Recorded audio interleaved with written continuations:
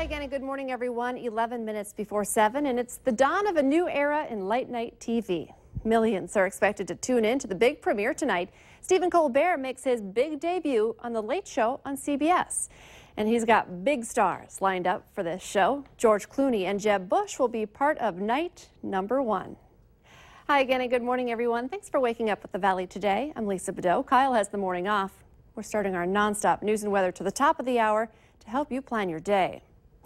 And we start with breaking news from overnight. A close call for a West Fargo woman who awoke to a stranger in her bedroom. Police say it happened in the 3200 block of 9th Street West around 11 last night. The woman escaped through a second-story window. A neighbor helped her get down to the ground. A canine search of the area did not pick up a scent. The suspect is described only as a white male. New this morning, 2 people are in jail and police are looking for a third after a shoplifting call at the Dilworth Walmart turned into a high-speed chase. KFGO News is reporting that the driver ditched his vehicle in the Moorhead Industrial Park, but a Moorhead police canine found the suspect hiding near Sam's Club. Clay County Sergeant Mark Empting says a Dilworth officer was nearly run over at one point. Claude Black of St. Michael, North Dakota is facing a number of charges, including fleeing a police officer and assault.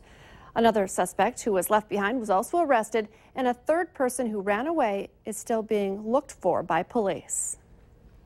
A Minnesota man has died in a diving accident in Polk County. Sheriff's officials say Todd Stanke of St. Cloud died Saturday after being pulled from Cable Lake near Mentor.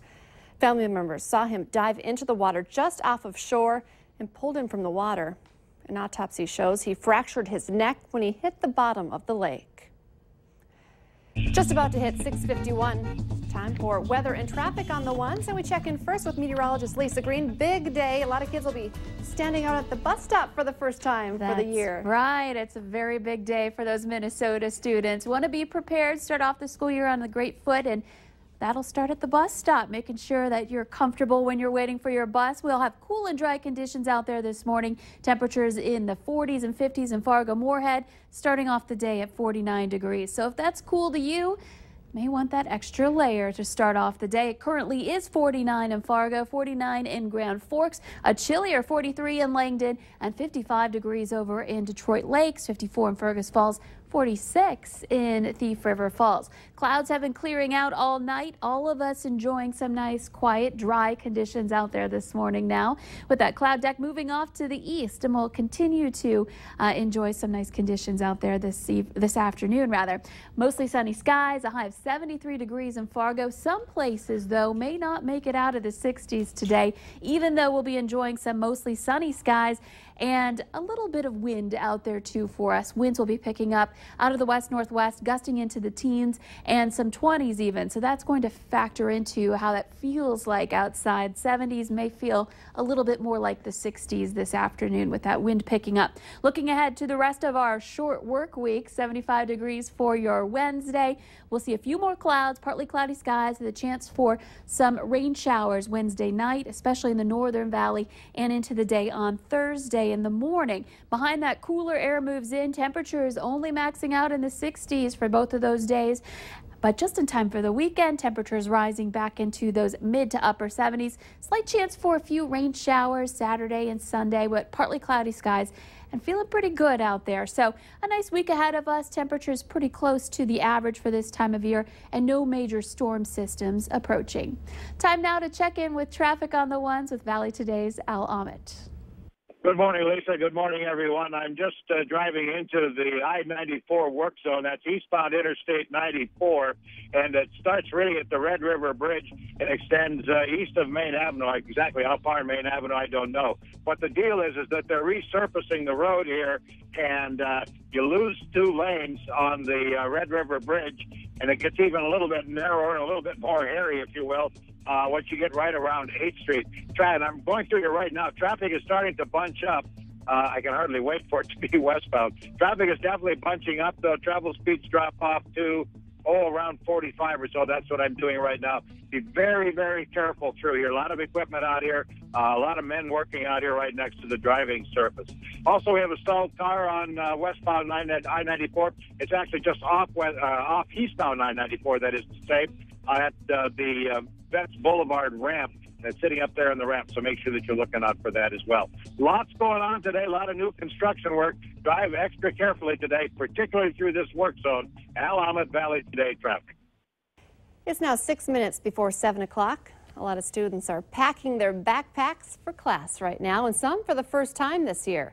It's the first day of school for many of those on the Minnesota side of the Red River. The Valley Today's Christy Larson joins us live from Reinertson Elementary in Moorhead with some last-minute things you should know. Good morning, Christy. Good morning, Lisa. We actually saw our first two students just walk in the doors. They got their brand new outfits on, brand new tennis shoes. I was complimenting them because they had pink shoelaces. And we have Carla Smith here with us this morning. And you are the brand new head principal for this school. So let's talk about your expectations for this year. Well, I'm expecting it to be a great year. We have a lot of students coming today, and we're so excited to see them. As far as my expectations for staff, I want them to get to know kids. Those relationships we know are so important, and the staff does an excellent job of that. They're really engaged with kids and engaged with families. So, and another expectation is just that we want students to learn as much as they can and really grab and reach for their potential. And if that means making mistakes along the way, we're okay with that, because that's really how we grow. So. And let's talk also about, you guys have kind of your own motto here, is to fill each other's buckets. What does that exactly mean? Yeah, we do what's called the PBIS program here. It's called Positive Behavior Support System, and we really love it because what it's about is looking for the positive in everybody. And so we follow the bucket filler theme, where we're trying to fill each other's buckets, and we do all kinds of things to support that. We do all staff celebrations. We have bucket filler slips you can give to someone who fills your bucket, which makes you feel really good. And we make contact with families using that bucket filler language, so it's a lot of fun. And I know today is also about getting to know each other's students and having fun. So what would you tell parents or kids who are nervous?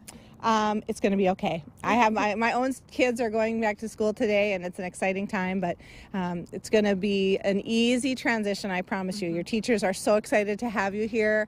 Myself and our assistant principal are really excited to see you too, and so it's going to be a great first day, so you can relax. It's going to be okay. Yeah, tell those kids, just have a good first week, get it settled in, and good luck to all the students out there from us as well. We hope that you enjoy your first day back to school, or maybe your first week back to school if you're on the North Dakota side. Christy Larson reporting live for us this morning. Thank you, Christy.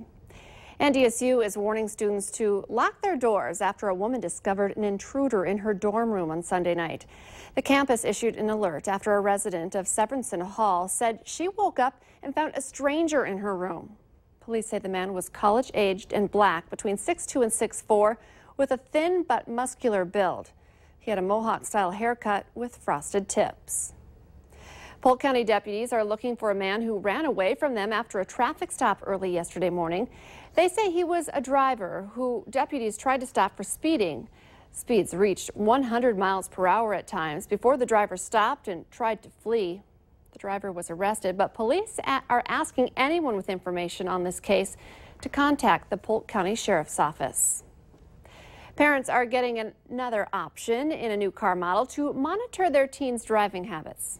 One of the new owners of the new Chevy Malibu can now get a digital report card to spot if your child is speeding or driving too aggressively. The technology can also disable the audio system when seatbelts are not being used. It'll be introduced in certain models of Malibus this year in hopes of cutting teen driving deaths. It's smart. I think the incidents of distracted driving, you always see them in the news, so I think it makes sense. Now, the new system is an optional upgrade right now, but GM says that it will eventually be made a standard feature for all GM vehicles. Funeral arrangements are set for a man who was shot to death at a wedding reception Saturday in New Rockford, North Dakota. The service for Donnie Perleyberg will be held Thursday at 2 p.m. at St. John's Lutheran Church in Jamestown. Visitation is from 2 to 7 p.m. Wednesday at Eddy Funeral Chapel, with a prayer service to follow at 7. The woman who was also shot this weekend is in stable condition at a Bismarck hospital. Controversy at a Lakes Country campground has some campers contacting our whistleblower hotline. They say owners of Lake Lizzie Shores Resort decided to downsize from 45 spots to 15. The evicted campers are upset, saying they were only given 65 days to move out. while campers who could return next year knew about the decision since May. The owners, Chris and Kim Gook, say they waited to tell campers so no tensions would arise between those staying and those leaving. The Gooks say they have full-time jobs and run the campground as well. They say they want to downsize to reduce the workload so they can spend more time with their family. Let's get our answer now to our question of the morning on Facebook. Today's question, rain and lavender tops the list of favorite smells. But a recent survey found 25% of people say this should be in the top 5. The answer, a campfire. I'd agree with that. I love the smell of a campfire. It is a good smell. You can take part in our question of the morning just by heading to our Valley News Live Facebook page. And it might be a nice night to have a little campfire. That's for sure. A little cool out there today. We're starting off our morning in the 40s and low 50s, but we'll rise into the 60s and low 70s by the afternoon hours. It's going to be a little breezy, though, winds gusting into the teens and 20s by the afternoon. Beautiful sunrise in progress right now. 50 degrees in Fargo, 47 in Grand Forks. Thanks for waking up with the Valley today. Remember to watch for more local news and weather updates for you throughout the day online at valleynewslive.com and here in just 25 minutes.